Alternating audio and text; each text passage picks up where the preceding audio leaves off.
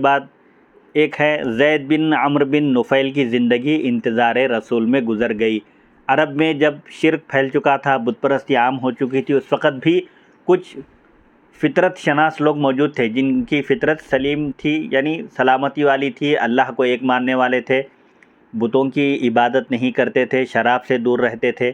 زنا سے دور رہتے تھے۔ ان میں ایک زید بن عمرو بن نفیل بھی ہیں جو موحد تھے، حضور صلی اللہ علیہ وسلم کے انتظار میں تھے، اور حضور پاک علیہ الصلوۃ والسلام کی بعثت سے پہلے ان کا انتقال ہو گیا۔ عامر بن ربیعہ عدوی سے روایت ہے کہ زید بن عمرو بن نفیل سے میری مکے سے باہر ملاقات ہوئی، وہ غار حرا میں نماز پڑھنے جا رہے تھے۔ اس وقت ان کی اپنی قوم سے مخالفت کھل کر سامنے آ گئی تھی، کیونکہ وہ ان کے بتوں اور بت پرستی سے بیزار تھے۔ زید بن عمرو بن نفیل بتوں سے اور بتوں کی عبادت سے بیزار تھے۔ زید بن عمرو کہنے لگے، اے عامر، مجھے اپنی قوم سے سخت مخالفت ہے، میں ابراہیم خلیل اللہ اور ان کے بیٹے حضرت اسماعیل علیہ السلام کے دین پر کاربند ہوں، دین ابراہیمی پر میں کاربند ہوں، یعنی اس پر قائم ہوں، میں انہی کی طرح اس قبلے کی طرف رخ کر کے نماز پڑھتا ہوں، یعنی کعبے کی طرف، جو بھی طریقہ تھا سمجھے اللہ کی عبادت کا اس وقت۔ کاربن کا ایک معنی جو ہے ڈٹے ہوئے رہنا بھی آتا ہے، جی، یعنی اس پر قائم و مضبوطی اس پر قائم ہوں، جمع ہوا ہوں۔ فَأَنَا أَنْتَظِرُ نَبِيًّا مِّن وُلْدِ إِسْمَاعِيلَ مِن بَنِي عَبْدِ الْمُطَّلِبِ اسمہ احمد، میں اس نبی کا منتظر ہوں جو اولاد اسماعیل علیہ السلام میں سے ہوں گے، بنو عبد المطلب سے ظاہر ہوں گے، اور نامی اسم گرامی احمد ہوگا۔ اے عامر، میں ان کا زمانہ نہ پا سکوں گا، مگر میں ان پر ایمان لاتا ہوں، ان کی تصدیق کرتا ہوں اور ان کی نبوت کی گواہی دیتا ہوں۔ اگر تم سے زندگی وفا کرے، یعنی اس نبی کے تشریف لانے تک تم زندہ رہو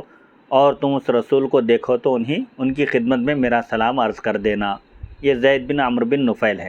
اے عامر، میں تمہیں اس رسول کا حلیہ مبارکہ بتا دیتا ہوں، یعنی ان کا ناک نقشہ کیسا ہوگا وہ میں تمہیں بتا دیتا ہوں، تاکہ تم پر بات مخفی نہ رہے، یعنی کوئی بات پوشیدہ نہ رہے، تم آسانی سے حلیے کو دیکھ کر پہچان سکو۔ میں نے کہا، فرمائیے، بتائیے۔ تو وہ کہنے لگے، وہ زیادہ پست قامت ہوں گے، نہ زیادہ دراز قد، یعنی لمبے بھی نہیں ہوں گے، پست قد بھی نہیں ہوں گے، میانہ قد ہوں گے، درمیانی قد ہوگا، بال زیادہ گھنے ہوں گے نہ زیادہ کم، ان کی آنکھوں میں ہمیشہ سرخی رہا کرے گی، سرخ ڈور ہوگی آنکھوں میں، دونوں کندھوں کے درمیان لال ریڈ کلر کی ایک لکیر ہوگی آنکھوں میں، دونوں کندھوں کے درمیان مہر نبوت ہوگی، گوشت کا ابھرا ہوا حصہ ہوگا ایک، جو ان کے نبی ہونے کی نشانی ہوگی، نامی اسم گرامی احمد ہوگا صلی اللہ علیہ وسلم۔ اسی شہر مکہ میں ان کی ولادت اور بعثت ہوگی، یعنی مکے میں آپ کی پیدائش ہوگی اور مکے میں ہی آپ نبوت کا اعلان فرمائیں گے، پھر ان کی قوم انہیں یہاں سے نکال دے گی، مکے سے نکلنے پر مجبور کرے گی، کیونکہ وہ ان کے دین کو نہ مانیں گے، مشرکین عرب ان کے دین کو قبول نہیں کریں گے، اس طرح وہ یثرب کی طرف ہجرت کریں گے، یعنی مدینہ منورہ کی طرف اللہ کے حکم سے ہجرت کریں گے، وہاں ان کا دین خوب پھیلے گا، مدینہ میں دین اسلام کی نشر و اشاعت ہوگی، وہاں کوئی رکاوٹ نہیں ہوگی۔ اے عامر، ان سے دھوکہ مت کرنا، کیونکہ میں دین ابراہیمی کی تلاش میں ہر ملک گیا ہوں، اور جس یہودی یا عیسائی یا مجوسی سے سوال کیا، اس نے مجھے یہی جواب دیا کہ یہی دین تمہارے بعد آنے والا ہے، اور اس رسول کی وہی صفات سب نے بیان کی جو میں نے تمہیں بتلائی ہیں، اور سب کا یہی کہنا تھا کہ ان کے علاوہ اب کوئی نبی باقی نہیں رہ گئے ہیں، اب صرف نبی آخر الزمان کی آمد باقی ہے، تمام انبیاء کا سلسلہ تقریباً ختم ہو چکا۔ تو حضرت زید بن عمرو بن نفیل دین حق کی تلاش میں مختلف شہروں کا سفر کیے، اور جتنے بھی یہودی عیسائی اس وقت جو حق پرست تھے، پادریوں سے ملاقات بھی ہوئی، تو سب نے یہی بتایا کہ اب صرف ایک ہی نبی کی آمد باقی ہے، اور پوری دنیا میں شرک اور کفر پھیل گیا ہے، اس نبی کا انتظار کرو، اگر موقع ملے، ان کا زمانہ ملے تو ان کی تصدیق کرو، ان کے ہاتھ پر ایمان لاؤ اور ان کے دین کی مدد کرو۔ عامر کہتے ہیں، اس دن سے میرے دل میں اسلام کی عظمت بیٹھ گئی۔ جب نبی کریم صلی اللہ علیہ وسلم نے نبوت کا اعلان فرمایا، میں اس وقت اپنی قوم میں ذمہ دار شخص سمجھا جاتا تھا، قوم کے ذی فہم سمجھدار لوگوں میں آپ کا شمار ہوتا تھا. ہماری قوم تعداد میں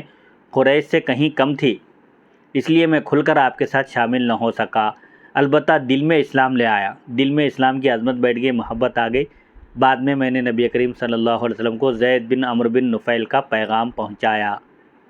کیونکہ زید بن عمرو بن نفیل حضرت پاک علیہ السلام کے اعلان نبوت سے پہلے گزر چکے تھے، رخصت ہو گئے تھے. نبی کریم صلی اللہ علیہ وسلم نے ان کے لیے رحمت کی دعا فرمائی، اللہ ان پر رحم فرمائے کہا، اور ارشاد فرمایا میں نے انہی جنت میں دیکھا ہے کہ دامن گھسیٹتے ہوئے خرامہ چل رہے ہیں. یعنی موحد ہونے کی وجہ سے، دین ابراہیمی پر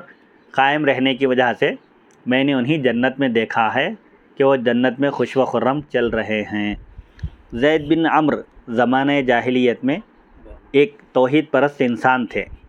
بتوں کے نام پر جانور کے ذبح کیے جانے کے سخت خلاف تھے. نبی کریم صلی اللہ علیہ وسلم کے ظہور سے قبل ہی ان کا انتقال ہو گیا. آپ صحابی رسول حضرت سعید بن زید جو عشرہ مبشرہ میں سے ایک ہیں، ان کے والد تھے. یہ اچھا، حضرت عمر کے بہنوئی کے والد حضرت سعید بن زید بن عمرو بن نفیل. تو یہ عشرہ مبشرہ میں جو سعید بن زید ہے، یہ ان کے والد ہے، زید بن عمرو بن نفیل. اور حضرت عمر فاروق رضی اللہ عنہ کے چچازاد بھائی بھی تھے. یہ سگے چچازاد، ہاں سگے چچازاد بھائی، کیونکہ دونوں کے دادا نفیل ہیں، سعید بن زید بن عمرو بن نفیل. ہاں، نبی کریم صلی اللہ علیہ وسلم کا ارشاد ہے قیامت کے دن زید بن عمرو ایک مستقل امت کی حیثیت میں اٹھائے جائیں گے. یعنی ان کا مقام و مرتبہ اتنا بلند بتایا گیا کہ جس وقت جو موحد تھے زید بن عمرو بن نفیل، انہوں ایک اکیلے اپنی ذات میں ایک انجمن تھے وہ. کیونکہ جس وقت پورے عرب میں کفر اور شرک پھیل چکا تھا،